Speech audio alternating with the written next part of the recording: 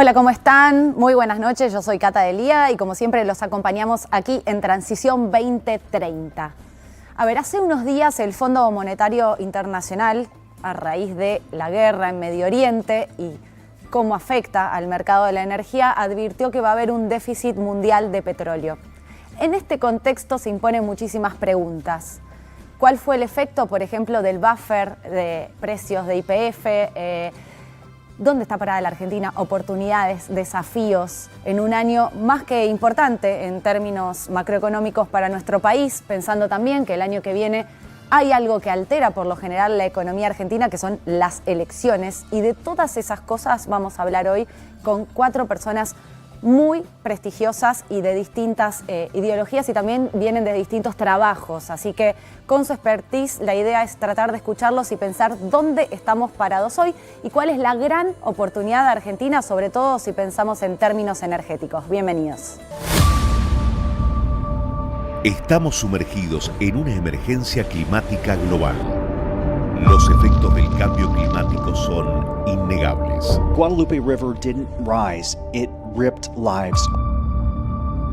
Seguimos acá en la cumbre climática mundial en Dubái. El cambio climático ya está en la actualidad y lo vemos con las 9 olas de calor que tuvimos en el último verano. Have language on fossil fuel in our final agreement for the first time ever. Nuclear energy is low level radioactivity. It's not dangerous. Nuestro país cuenta con un gran potencial para la transición energética. Tenemos una de las reservas más importantes de litio del mundo, grandes extensiones para energía eólica y solar, caudalosos ríos y lagos para la actividad hidroeléctrica y un reservorio de gas para abastecerse y exportar. Vaca muerta. Vaca muerta. Vaca muerta. Vaca muerta. Vaca muerta. El desafío está a la vista y la necesidad es urgente. El futuro es nuestro y debe ser sustentable. Y estamos con Daniel Dreysen, nuestro primer invitado de la noche. Es director de Aleph Energy y exsecretario de Planeamiento Energético. Gracias por venir. Primera vez en el programa. Primera vez. Muchas gracias por la invitación, Cata. Bueno, a ver, Daniel, te hemos visto circular todos estos días desde que se desató la guerra en Medio Oriente, hablando en los distintos medios de comunicación sobre el impacto en el sector del oil and gas en Argentina. Yo te pregunto, en el mundo en general, un conflicto que cuando se inició, Trump mismo había dicho va a ser corto, Toto Caputo pensó y lo ha declarado en alguna entrevista que iba a ser corto y se prolongó en el tiempo. Según tu mirada, ¿cómo afecta y los números en el mundo de la energía?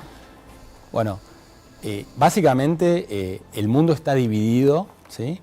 Y me gusta pensarlo a veces como una gran cadena de valor o una cadena de montaje. Y los principales proveedores mundiales de energía son Medio Oriente y Rusia, básicamente, ¿sí? Estados Unidos sí produce un montón, pero mucho para él mismo, ahora está exportando, ¿sí? Latinoamérica principalmente exporta productos agropecuarios, Australia exporta minería y energía, China es obviamente la fábrica del mundo, la manufactura, probablemente Europa y Estados Unidos producen servicios, ¿no? Entonces básicamente ahora lo que hay es un ahogamiento de una arteria principal de la energía, ¿sí? Estamos hablando del 20% del gas licuado que circula por el mundo y 20% de la producción de petróleo que pasan por ese estrecho famoso, ¿no? Que ya todos conocemos. El estrecho de Hormuz. El estrecho de Hormuz. Y esto, por ahora estamos viendo, el primer mes lo primero que ves es, bueno, que aumentan los precios del petróleo, que aumentan los precios de los combustibles. Y después lo que ya ves es efectos sobre los subproductos, ¿no? O sea, nosotros somos hombres hidrocarburíferos. Yo me canso de decirlo, es algo que no se dice mucho, pero todo lo que todos los plásticos que vemos, provienen del gas, todos los fertilizantes que se usan para aumentar la producción agropecuaria, lo cual permitió producir mucho más alimentos en el mundo, también vienen del gas. Toda la logística para transportar todo viene del petróleo, ¿no? La electricidad, entonces, y todavía la matriz mundial es un 87% hidrocarburífera cuando uno mira, y no cambia mucho ese número, más allá de que las renovables vienen creciendo mucho. No, importante decirlo, 87%. Nosotros también hablamos de la transición energética acá, pero el mundo es gas. Sí, ese carbón, petróleo, carbón y gas en orden. Carbón segundo. Segundo carbón, sí, porque Asia utiliza muchísimo carbón para generar energía eléctrica, ¿sí? Entonces, siendo tu pregunta de los efectos, recién estamos viendo los efectos principalmente en la oferta y de alguna manera hay muchos como pulmones, stocks, entre que el petróleo y el gas salen de abajo de la tierra hasta que llegan al producto final, a las distintas versiones de producto final, con lo cual en los próximos meses se van a seguir viendo los efectos. Y obviamente cuanto más dure este ahogamiento, peor va a ser, más allá de que algo se pudo compensar con más producción de Estados Unidos, hay un oleoducto que les permite sacar petróleo por el Mar Rojo, pero la verdad que es algo muy grande y que afecta también, la energía es un insumo, entonces básicamente si la energía es más cara, hay más inflación, si hay más inflación, los bancos centrales quieren parar, entonces suben las tasas, y si suben las tasas baja la actividad económica y eso genera recesión, con lo cual hay una presión inmensa de todo el mundo para que la guerra sea corta, o sea, todos quieren que sea corta, ¿sí? Estados Unidos, imagínense, está Trump que tiene elecciones, que básicamente sus principales variables, ¿cuáles son en Estados Unidos? Es el precio del combustible y el precio de las acciones, porque invierten todos en acciones. Según Fabián Calle también. Ah, ¿huevos también? Según Fabián Calle, dice que si hay un índice de huevo, que si el huevo aumenta mucho, pierde la elección el candidato. Ah, ese zafa de. Pero bueno, sí, el precio de la nafta, seguro. Así que básicamente hay una presión muy grande e Irán, de alguna manera, no sé si está ganando, pero la guerra económica la está dominando, porque al manejar ese estrecho, más allá de que militarmente sabe que no puede ganarle a Estados Unidos con su poderío y a Israel, obviamente, pero de alguna manera controla un poco esa arteria y de alguna manera apuró la negociación, en mi opinión. O sea, se tuvo que ir a sentar Trump para tratar de solucionar esto y, bueno, muy difícil negociar, obviamente, en esta situación y era previsible que no lleguen a un acuerdo, ¿no? Daniel, y en este contexto, ¿cómo está la Argentina, no? Después vamos a hablar un poco con Agustín Echevarne sobre las declaraciones del presidente Milei, que muchos las elogiaron, otros se las discutían, pero evidentemente en otro momento, aunque sea contrafáctico, quizás una externalidad así como la guerra nos agarraba de otra manera, con la macroeconomía más desordenada y anda a saber cómo nos afectaba. En este caso, las cuentas están más en orden. Ahora, también tenemos la oportunidad de Vaca Muerta en un mejor momento, pero a pesar de eso también aumenta la nafta.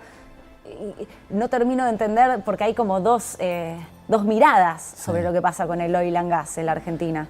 Sí, como vos bien decís. Se traslada por un lado a la gente, pero por el otro abuela Vaca Muerta. Sí, está bien lo que vos decís. O sea, básicamente esta guerra, de las que yo recuerdo, de los conflictos mundiales, nos agarra, entre comillas, bien parados, ¿sí? O sea, desde el punto de vista energético, porque somos exportadores netos. Antes éramos importadores y cada vez que había algo así que subían los precios, nos generaba un agujero en el Banco Central.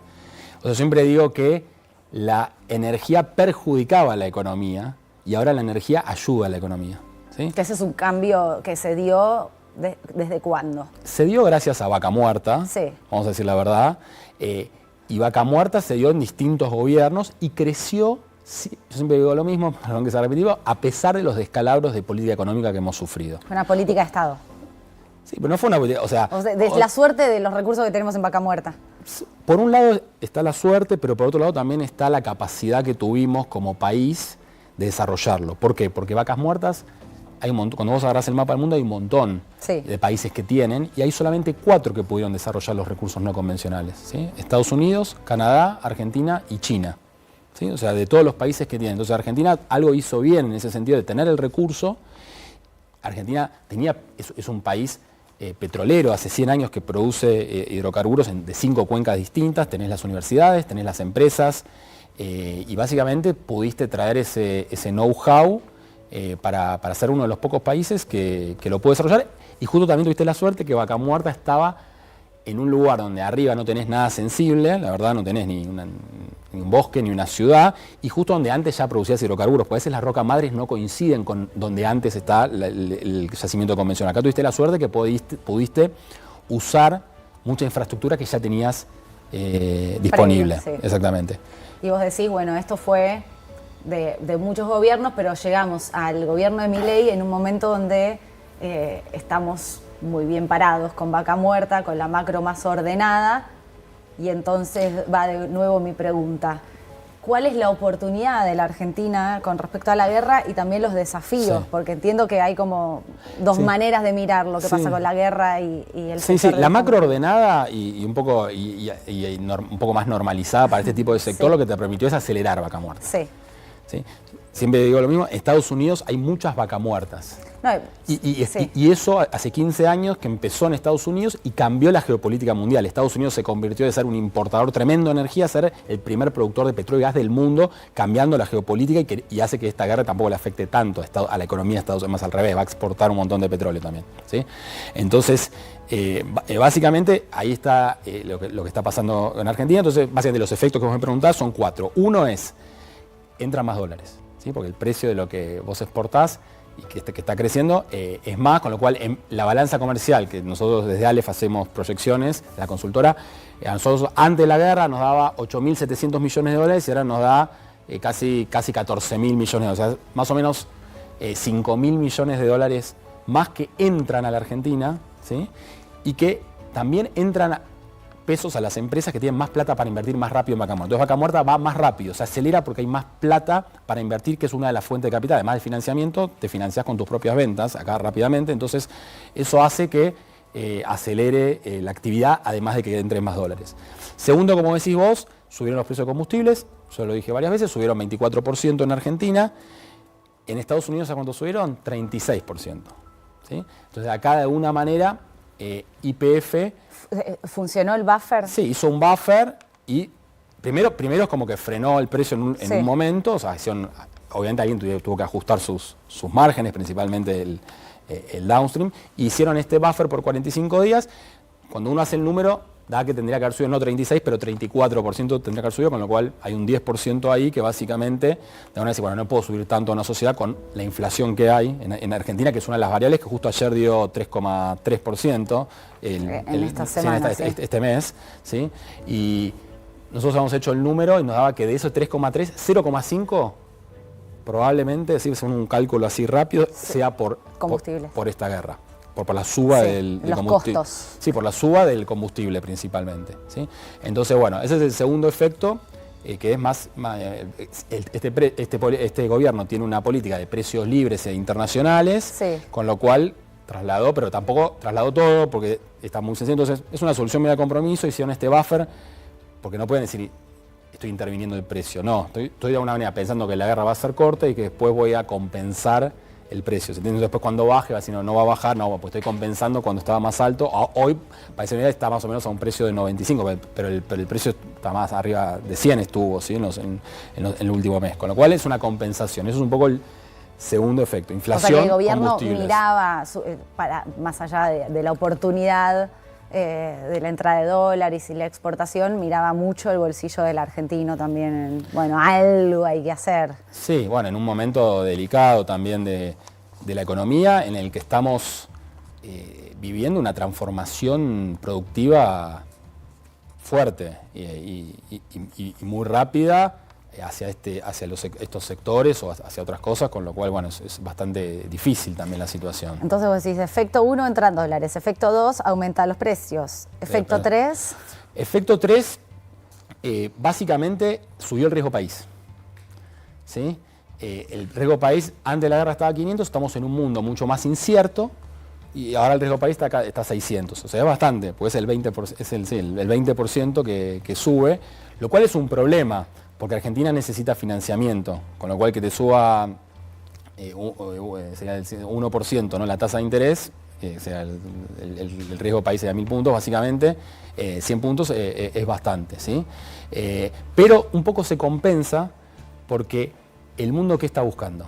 Está buscando diversificar sus fuentes de energía. ¿Sí? Se da cuenta en este momento y dice, mira, esto no puede ser que dependa tanto. Asia depende, o sea, el más afectado de todo esto es Asia, ¿no? Sí. Porque casi todo China, India, ni que hablar. Entonces dicen, bueno, Europa ni que hablar. Europa está perdida, lo dijo la misma, estuvo en CERAWeek, la ministra de Energía y Economía de Alemania, diciendo, nosotros nos equivocamos, dependimos de Rusia, pagamos el carbón, la nuclear. Entonces, bueno, Alemania justo le compró a Argentina, destacar eso en el proyecto Sovereign Energy, ya le compró gas en el futuro. Entonces, básicamente Argentina se aparece lejos, ¿no?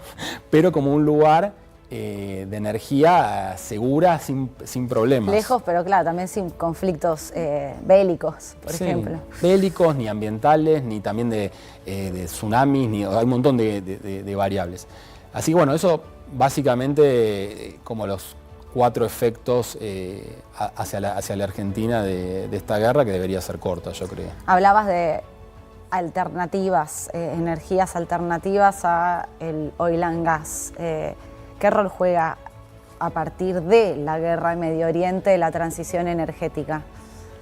Que obviamente al 2030, o sea, viene todo demorado y siempre bromeamos con que le vamos a cambiar el nombre al programa y que, bueno, hay otras cosas para discutir también simultáneamente, pero me imagino que muchos países que son dependientes del petróleo y el gas se habrán planteado, bueno, vamos a meterle más a las renovables de vuelta.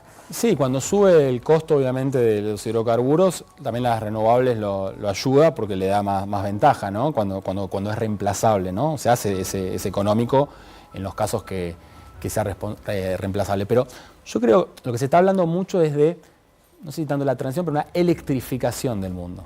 ¿Sí? O sea, la demanda eléctrica, para que se den una idea, el último dato que tenemos es del 2024 mundial, creció al doble que el total de las energías. O sea, vos ves la energía en general, se está acelerando, creció creo 2,1%, y la electricidad creció 4,2%, o sea, el doble. El mundo se está electrificando. ¿Por qué?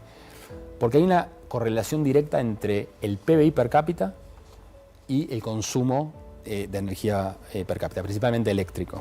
¿Sí? La electricidad que consume cada persona. Entonces, básicamente, todo el sur del mundo, vos mirás el mapa, salvo Australia, subdesarrollado. ¿Sí? Y tiene derecho a desarrollarse esos países. Entonces, aumentan su consumo eléctrico, China, India, y todavía China, vos mirás, es muy interesante, Asia-Pacífico, está como todavía muy bajo el valor de consumo per cápita, y eso incluye todos los bienes que producen para el resto del mundo. O sea, la energía que necesitas, esa no está alocada a los países, sino está el lugar donde se producen, con lo cual todavía hay un montón, entonces todo el futuro crecimiento. Mirá, entonces se va mucho a una electrificación, la inteligencia artificial, todo lo que son los data centers, que en Estados Unidos está pasando ya, eso quiero destacarlo también. Hay una demanda, un crecimiento de la demanda que no saben qué hacer. Sí, el Fondo Monetario hizo una advertencia hace un tiempo sobre el consumo de la energía y la inteligencia artificial. Igual acá creo que viene medio demorado el proyecto de la Patagonia. Bueno, acá igual ahora se están escuchando porque la verdad que es una oportunidad que yo creo la inteligencia, poner data centers en Argentina. Pero se frenó un poco el proyecto, ¿no? Sí, había algo de Sur Energy. Incipiente había cosas, Sí. pero nada muy concreto, pero yo no lo descartaría, Okay. Porque Argentina tiene la posibilidad de tener energía robusta. Acá lo que necesitas es robustez, se llama, que es como mucha energía, porque un data center, estás hablando de un giga, o sea, Argentina tiene 45 gigas, que son 45.000 megas instalados de energía, y acá un data center grande tiene 1 giga, o sea, es una bestia. Entonces necesitas algo que no pare, o sea, que sea continuo. Argentina tiene gas. Siempre digo, el mapa energético argentino es hermoso. O sea, tenemos todo. Es diverso, tenés 5 cuencas petroleras, tenés viento en el sur, sol en el norte, minería, que también es transición energética, Sí, litio, claro. triángulo de litio, cobre. Entonces, Argentina, yo siempre digo, no es la culpable del calentamiento global porque solo emite el 0,8, de lo cual energía es 0,4 y después otros agricultura, el 0,8% de las emisiones del mundo. Pero Argentina puede exportar transición energética, ¿sí? Exportar energía, exportar renovables, ¿sí? Bueno, había ahora mucho más difícil tecnológicamente, pero proyectos de hidrógeno muy grandes también. Así que bueno, eso es un poco lo que veo en la transición. ¿Cuántas oportunidades? Daniel, gracias por venir. Vamos a continuar la conversación que estamos teniendo nosotros dos con los próximos invitados. Se viene ahora Agustín Echevarne, que quiero preguntarle sobre el riesgo del año que viene, las elecciones. Ya tenemos un montón de oportunidades, pero hay un riesgo político que siempre está en la Argentina, que es el riesgo argento, que hoy lo llaman riesgo Cuca, pero bueno, me parece que es más amplio que eso. Muchas gracias por venir. Gracias por la invitación.